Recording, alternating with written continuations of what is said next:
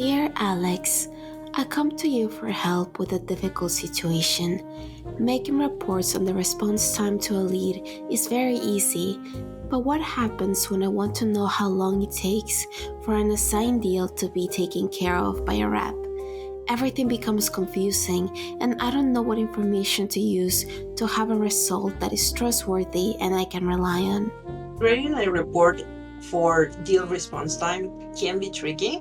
So what I would recommend is following these simple steps. So first one, let's create a type of property that is going to help you to set a timestamp for when the first sales activity happens.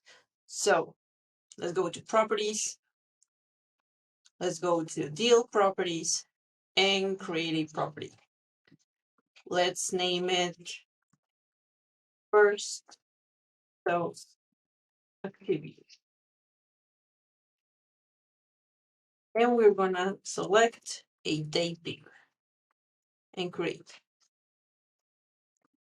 Next step is to create a second property, but that one is gonna measure the time from the time the deal was assigned until the first activity happened. So we are still creating a deal property. Let's do deal activity, and now it's deal response time. And we're gonna go to calculation. Select time between. And first is the owner's sign date, and then the property that we created. First, sales activity. Now, all we have to do is go to our automations, create a workflow based on deals,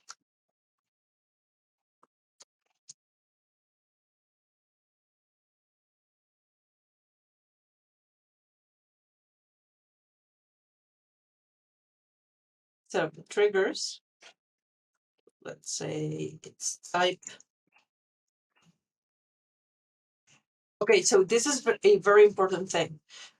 What I consider a first sales activity is all the activities that a rep is going to do. So if you want to be specific about the type of activity, I suggest go to the activity type as a trigger and select the ones that you're willing to categorize, because sometimes you can include something like notes or task as a sales activity that may or may not be related to the communication with the specific deal. So just to make it more specific, let's do call, email sent to contact, and a meeting.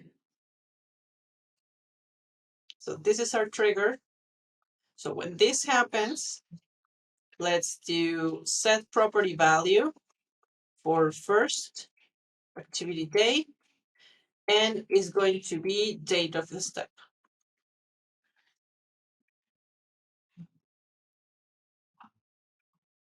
No, charge on.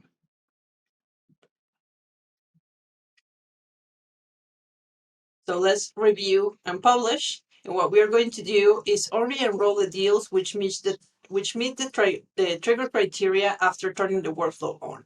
Why? If we enroll right now, all of the deals that enroll at this point are going to have the date for the first activity as today, which won't be realistic. So what we are going to do is enroll everything that happens after we turn the workflow on. So as the first sales activity happens, we're going to have a realistic timestamp of that. So let's turn that on. And now you have it. So what is going to happen right now is that we have a specific trigger to timestamp when the first sales activities happen. And since we created a property that is going to track and measure the time between when the deal is assigned to the owner and the time between the first activity, now you can add and use that specific property into your reporting. So let's create one.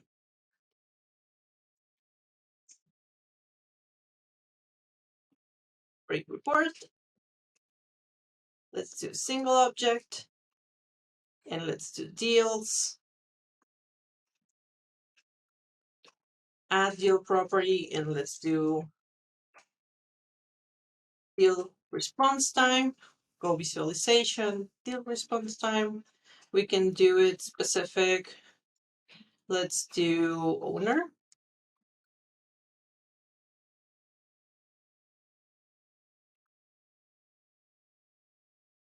And let's do average.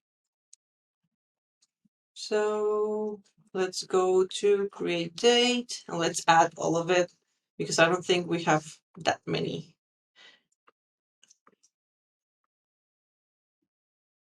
There we go.